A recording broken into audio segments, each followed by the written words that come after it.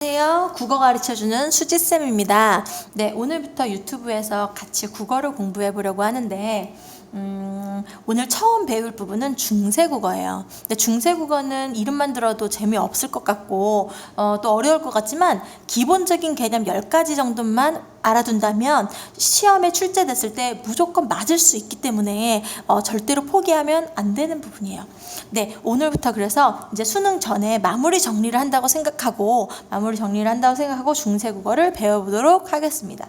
제가 말이 좀 빨라요. 빠르게 수업을 할 건데 그러니까 뒤처지지 않게 빨리빨리 따라오도록 해봅시다.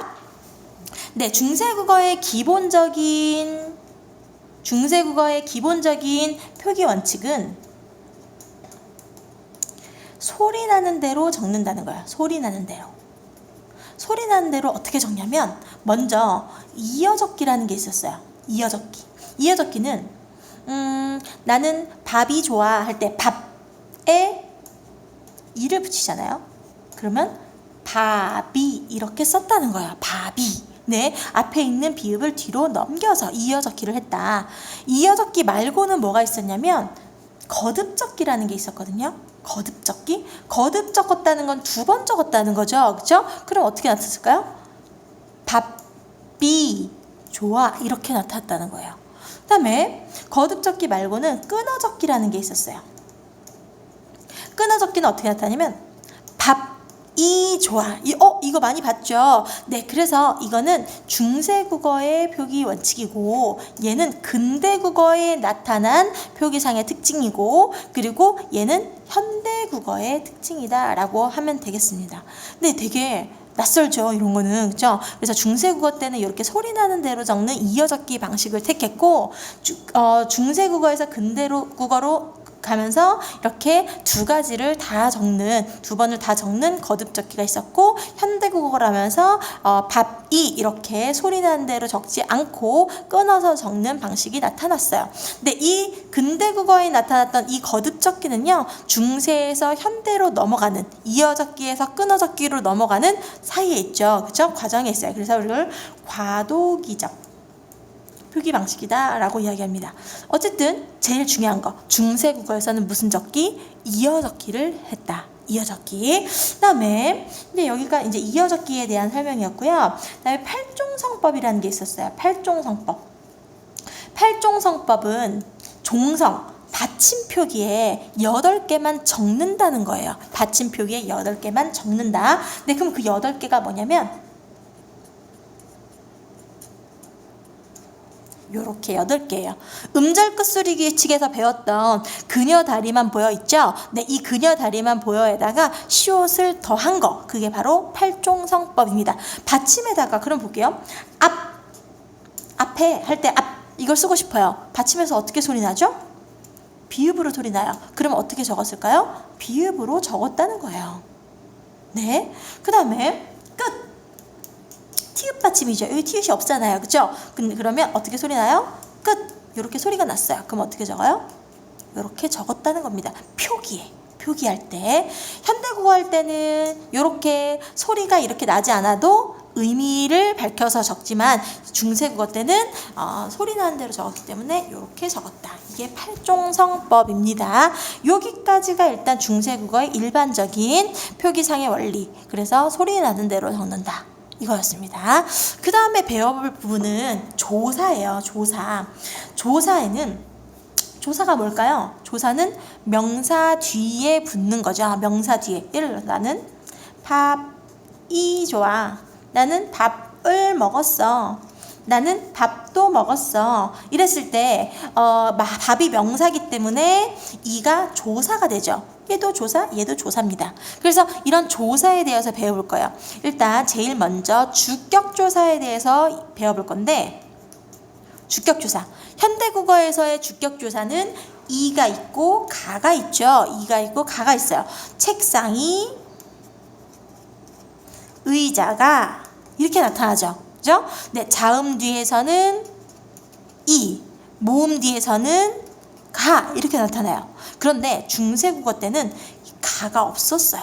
뭐만 있었냐? 이만 있었어요. 이만 있었어요. 그럼 어떻게 썼을까요? 책상이 그리고 의자 이 이렇게 썼다는 거예요. 네, 근데 주격조사의 형태는 세 가지로 나타났어요. 이가 일단 이로 나타나는 경우가 있었고요. 그리고 이렇게 짝대기로 나타나는 경우가 있었고, 그리고 생략되는 것도 있었어요. 그러면 어떨 때 이가 나타나면 자음 뒤에서는 이로 나타났어요. 네, 나란 말씀이 중국에 달하에서 말씀 자음으로 끝났죠? 그러면 이가 붙겠죠. 그럼 말씀 이 이렇게 적나요? 아까 무슨 적기 한다 그랬죠? 이어 적기 한다 그랬죠. 그죠? 그래서 말씀이 요렇게 적었다는 거예요. 그다음에 책상은 이어 적기를 할 수가 없죠. 이미 이음으로 끝났기 때문에. 그죠? 그래서 책상이 이렇게 나타난 겁니다. 그럼 이 짝대기는 언제 나타났을까요? 얘는 모음 뒤예요. 모음 뒤. 네, 한번 해볼까요? 우리 부모가 이걸 쓰고 싶어요. 그럼 어떻게 쓸까요? 부모에 짝대기를 붙여서 부메 이렇게 썼어요. 이게 뭡니까? 그죠? 부처님 있죠. 부처님. 부처였습니다. 부처가 이걸 쓰고 싶어요. 그러면 부처 이 이렇게 썼다는 거예요. 네. 그래서 이렇게 짝대기로 나타났다. 네. 그 다음에 생략이 되기도 했는데 어떨 때 생략되냐면 이거는 이 모음 뒤에서 이 모음 뒤에서는 생략이 됐어요. 근데 이 모음 뒤라는 건 뭐냐면 앞에가 짝대기로 끝났을 때 짝대기로 끝났을 때 예를 들어서 새가 날아간다 이걸 말하고 싶어요. 짝대기로 끝났죠? 짝대기로 끝났기 때문에 짝대기를 붙일 수도 없어요. 그리고 자음 뒤도 아니기 때문에 이를 붙일 수도 없어요. 그래서 새가 날아간다는 새 날아간다라고 적었어요. 네, 이거 말고 그럼 또 뭐가 있냐면 소리가 좋다. 소리 어때요? 이로 끝났죠? 그러면 이것도 소리 좋다 이렇게 나타났어요. 용비어천가에 보면 뿌리 깊은 나무는 이런 게 있죠. 뿌리 깊은 나무는 이럴 때 뿌리가 불휘였거든요. 근데 얘 어때요? 이미 이로 끝났죠. 뿌리가 깊은 나무는 이거 어떻게 쓸게요? 불휘 깊은 이런 식으로 적었다는 거예요. 그래서 여기에도 주격조사가 생략됐다. 네, 이거에 대해서 전에 한번 문제가 출제가 된 적이 있었는데 어떤 식으로 나왔냐면 소나무가 옛날에 솔이었어요. 솔에 주격조사가 붙었어요. 그럼 어떻게 될까요? 이어적기를 하니까 소리라고 표기를 했겠죠. 그 다음에 사운드를 나타내는 소리가 있잖아요. 거기에다가 주격조사를 더하고 싶어요. 그럼 어때요? 뭐로 끝났죠? 이로 끝났죠? 그러면 얘가 생략되죠. 그러면 이건 주격조사가 붙어도 소리 이렇게 나타났어요. 그래서 문제에 어떻게 나왔냐면 소나무에 이가 붙은 형태, 주격조사가 붙은 형태와 소리에 사운드에 주격조사가 붙은 형태는 형태상으로는 구분이 되지 않는군 이런 식으로 출제가 된 적이 있어요. 어때요? 이해할 수 있겠죠? 그렇죠? 네, 그래서 특히 여기서 주의를 하시면 돼요. 이런 때, 네, 주격조사 이가 생략되었군 이렇게 됐죠? 그리고 여기서는 이가 붙었군 모음 뒤기 때문에, 그리고 이렇게 이가 붙었군 자음 뒤기 때문에 이렇게 이해하시면 됩니다. 그다음에 그 다음 배워볼 부분은 목적격 조사예요. 목적격 조사, 목적어를 나타내주는 조사. 현대국어에서 목적격 조사는 을하고 르이 있죠. 어떻게? 책상, 을, 의자, 를. 자음 뒤에는 을, 모음 뒤에는 르이 붙어요. 그러면 중세국어에서의 목적격 조사는 현대국어에서는 2개였는데 중세국어에서는 5개입니다. 5개. 5개 엄청 많잖아요. 그죠? 그렇다고 쫄 필요가 없어요. 정말 쉽거든요.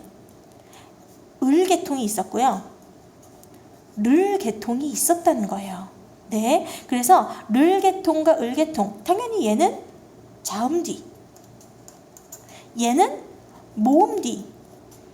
여기에서 우리가 한 가지만 더 구분을 해주면 되는데 중세국어에서는 모음 조화라는 게 있었어요. 모음 조화. 모음이 조화를 이룬다. 모음에는요 양성 모음과 음성 모음이 있는데 양성 모음은 뭔가 밝고 가벼운 느낌이 드는 모음이에요. 예를 들어서 찰랑찰랑, 촐랑촐랑 이런 아래아, 아, 오 이렇게 3가지가 있었어요. 음성 모음은요, 뭔가 어둡고 무거운 느낌입니다. 그래서 출렁출렁 느낌 아시죠? 촐랑촐랑 출렁출렁. 그렇죠? 그래서 음성 모음은요, 이렇게 짝으로 되어 있는데 오의 짝은 뭘까요? 당연히 우가 되겠죠. 아의 짝은 어입니다. 그다음에 이 아래 아의 짝은 뭐냐면 의였어요. 그럼 봅시다. 얘는 양성모음이기 때문에 이 을이 붙을 때는 양성모음 뒤, 얘네들은 양성모음 뒤에서 나타났고 얘네들은 음성모음 뒤에서 나타났어요. 예를 들어 볼게요. 네, 책상을 하고 싶어요. 책상. 당연히 자음 드니까 을이 나타났는데 상은 얘만 보는 거예요. 얘는 양성인가요? 음성인가요? 얘는 아니까 양성모음이죠. 그럼 당연히 이게 나타납니다. 네. 그 다음에 의자를 한번 해볼까요? 의자는 양성인가요? 음성인가요? 양성이죠. 그럼 당연히 모음이고 양성모음이니까 이게 붙겠죠. 의자를. 이해되시죠? 네, 그 다음에 중세국어에 실제로 나타났던 기록을 보면 사슴이 옛날에 사슴이었어요. 그럼 여기에는 당연히 뭐가 붙을까요? 을이 붙겠죠? 근데 아래아가 붙을까요? 의가 붙을까요? 얘는 양성모음이기 때문에 아래아가 붙습니다. 그래서 이어적기를 하니까 사슴을 이렇게 적었다는 거예요. 거북이 있죠. 거북이가 옛날에 거북이었어요. 거북이였는데 얘 양성이에요? 음성이에요? 음성모음이죠. 그래서 을이 붙어서 거북을, 그래서 이어적기 하니까 거북을 이렇게 적었어요. 이해되시죠? 그 다음에 를 한번 해볼까요? 나는 양성모음이죠. 나를. 그죠? 그 다음에 너 음성모음이죠. 를 이렇게 나타났다는 겁니다. 이해되시죠? 그렇죠? 네. 그래서 음성모음, 양성모음으로 이렇게 네 가지를 구분할 수 있었어요. 그 다음에 리을이 하나가 더 있었어요. 아까 5가지라 그랬었죠. 리을은 언제 나타나냐면 이 모음 뒤에서 주로 나타났어요. 내 머리를 이렇게 하고 싶어요. 그럼 머리를 이렇게. 할아버지가 하나비였거든요. 할아버지를 어떻게 썼을까요? 하나빌 이렇게 적었다는 거예요. 됐죠? 네, 이 목적격 조사는 실제로 모의고사에 한번 출제가 된 적이 있고요. 그러니까 각각 알맞은 목적격 조사를 찾으라고 표에 그런 문제가 나왔었는데 주의해야 할 점이 있어요. 바늘 보세요. 이 바늘이거든요. 그럼 여기는 뭐가 붙을까요? 을이 붙을까요? 르이 붙을까요? 당연히 을이 붙겠죠. 그럼 얘 양성이에요? 음성이에요? 양성이죠. 아래 하니까 그러면 바늘 을을 붙입니다. 그럼 이거 무슨 적기 하나요? 이어적기를 하죠. 그럼 어떻게 나타나요? 바늘을 이렇게 나타나요. 그럼 보고 이거는 르이 붙었네 이러면 돼요? 안 돼요. 이거 이어적게 있다는 거 꼭 염두에 두셔야 됩니다. 그래서 리을에 뒤에 을이 붙어서 바늘을 이어적기에서 바늘을 이렇게 표기했다라고 알아두시면 됩니다. 여기까지가 목적격 조사였어요. 한 가지만 더 배웁시다. 조사는 무슨 조사를 배울 거냐면 관형격 조사예요. 관형격 조사인데 관형격 조사는 관형이라는 말은 현대 국어에서도 마찬가지고 명사를 꾸며준다는 말이에요. 명사를 꾸며준다. 친구의 집 이랬어요. 친구의 집 이럴 때 친구애가 집 뒤에는 명사를 꾸며주죠. 그래서 이때 꾸며주게 만들어주는 조사, 얘가 바로 의입니다. 현대국어에서 관형격 조사는 의 한 개밖에 없었어요. 근데 중세국어에서는 관형격 조사가 2가지가 있었습니다. 뭐가 있었냐면 의계통이 있었고요, 시옷이 있었어요. 의계통은 당연히 요것도 있었겠죠. 이거는 당연히 양성모음디구나, 그렇죠? 그리고 얘는 음성모음디구나. 됐죠? 그러면 의는 어떨 때 나타나냐면 사람이나 동물을 우리는 유정명사라 그래요. 유정명사. 그런데 높이지 않는 평칭의 유정명사. 뭐 사람이나 동물. 네, 이때 의를 사용했고요. 그 다음에 시옷은요, 일단 무정명사 전체에 사용됐어요. 네, 그리고 그리고 존칭의 유정명사에도 사용됐어요. 존칭의 유정명사. 네, 높임의 유정명사. 한번 이거를 예를 들어볼게요. 사슴을 좋아하는가? 사슴에는 뭐가 붙었을까요? 유정명사요, 무정명사요? 유정명사죠? 평칭이죠? 그럼 의가 붙겠죠? 얘는 양성모음이에요, 음성모음이에요? 얘 아래야예요? 얘 양성모음이죠. 사슴, 의 이렇게 나타났어요. 이어적기 해야죠? 사슴의 이렇게 나타났다는 거예요. 거북이의 이랬어요. 거북이의 등껍질 이럴 때 뭐가 붙을까요? 의가 붙겠죠? 그래서 거북의 이렇게 나타났어요. 그러면 시옷은 어떻게 나타나냐? 물이 옛날에 물이었어요. 물의 이걸 쓰고 싶어요. 그러면 무정명사이기 때문에 물시옷으로 적었어요. 네. 그 다음에 부처님이 부처였다 그랬죠. 부처의 말씀을 듣잡고 이렇게 이런 부분이 나오는데 부처의는 어떻게 나타났을까요? 부텟 이렇게 나타났어요. 네, 부텟 이렇게. 그래서 이거는 부처의가 됩니다. 한 개 더 할까요? 임금님 있죠. 임금님이 님금이었거든요. 님금스 이렇게 나타났어요. 임금의 이렇게. 네. 이게 끝입니다. 조사에서는 이렇게 세 가지만 알아두시면 됩니다. 첫 번째 뭐 배웠죠? 주격조사 배웠었죠? 주격조사. 이만 있었다. 근데 이는 자음 뒤에서는 이, 모음 뒤에서는 짝대기, 그리고 이 모음 뒤에서는 생략돼서 나타났다.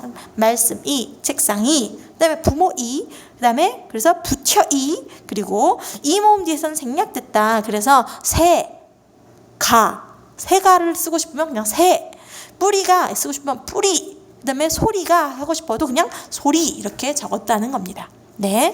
다음에 목적격 조사 을을 있었죠. 을은 자음 뒤에서는 을, 모음 뒤에서는 을이었는데 양성모음, 음성모음에 따라서 조사를 다르게 썼다. 그렇죠? 그래서 책상에는 양성모음이니까 을, 사슴도 양성모음이니까 을, 그렇죠? 근데 거북이는 음성모음이니까 을을 사용했다. 그렇죠? 그다음에 모음 뒤에서는 르를 사용했는데 의자는 자음 뒤니까 르를 사용했겠죠? 나도 자음 뒤가 아니라 양성모음 뒤니까 르를 사용하고, 나도 양성모음이니까 르를 사용하고, 너는 음성모음이니까 르를 사용했다는 겁니다. 됐죠? 아래아를 사용하고 을을 사용하고.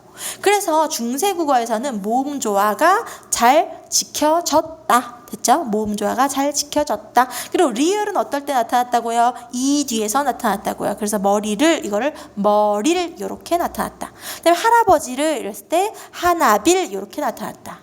됐죠? 근데 바늘을 이럴 때는 이어적기 하기 때문에 바늘을 해서 를처럼 보이지만 사실은 을을 붙였다라는 거 알아두면 좋겠습니다.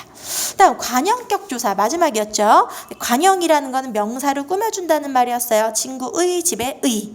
그리고 현대국어에서는 의 하나밖에 없는데 중세국어에서는 의계통이 있고 시옷계통이 있었다. 의계통, 시옷계통. 의계통은 평칭의 유정명사, 그러니까 안 높이는 유정명사. 그리고 의는 무정명사, 그러니까 사람이나 동물이 아닌 것, 식물도 포함이에요. 식물도 무정명사입니다. 무정명사에 존칭의 유정명사, 그러니까 높임의 유정명사. 사슴은 동물이에요. 그죠? 평칭의 유정명사니까 의가 붙어서 사슴의 이렇게 나타난다. 거북이도 동물이니까 평칭의 유정명사죠. 그래서 의가 붙어서 거북의 나타났다. 물은 무슨 명사? 물은 무정명사죠. 그래서 물스 이렇게 나타났다. 그다음에 부처는 유정명사긴 하지만 존칭이기 때문에 부처스 이렇게 나타났다. 임금님도 유정명사고 높임이기 때문에 임금스 이렇게 나타났다는 겁니다. 네, 그러면 문제풀이는 나중에 해볼 건데 우리 어떤 다른 거에서 한번 이 조사들이 어떻게 나타나는지 한번 볼까요? 보세요. 부태 목련이더러 니르시되 이랬어요. 그러니까 여기서 부처에 뭐가 붙었나요? 주격조사 짝대기가 붙었죠. 볼까요? 모음으로 끝나는 체언의 주격조사 이가 결합했다. 너무 쉽네요. 그쵸? 그 다음에 이거 야수 한번 볼까요? 야수이 보이시나요? 짝대기가 붙었죠? 왜요? 야수 모음으로 끝났으니까. 그쵸? 그 다음에 부텟. 아까 시옷 뭐라 그랬죠? 시옷은 관형격 조사. 그쵸? 관형격 조사. 그 다음에 승만입니다. 얘는. 그죠? 네, 승만이인 이유가 뭐 때문이에요? 앞이 자음으로 끝났기 때문에. 근데 얘는 이어적기를 할 수가 없죠. 왜요? 원래 이거 안 써 있어요. 한문으로 써 있어요. 그죠? 한문으로 써 있기 때문에 이가 붙어서 이어적기를 못했어요. 그래서 이런 식으로 문제가 나올 수 있다. 보세요. 관형격 조사 시옷이 쓰였다는 점에서 현대국어와 차이가 있다. 이렇게 이해되시죠? 그래서 여기까지가 조사였습니다. 네, 쉽죠? 그죠? 네, 그래서 이제 다음에는 높임 표현하고 그리고 의문문 표현 그리고 음운 정도만 배워두시면 중세국어는 마스터했다라고 할 수 있는데, 다음 시간에는 높임 표현을 한번 배워보도록 할게요. 네, 오늘은 여기까지입니다. 안녕.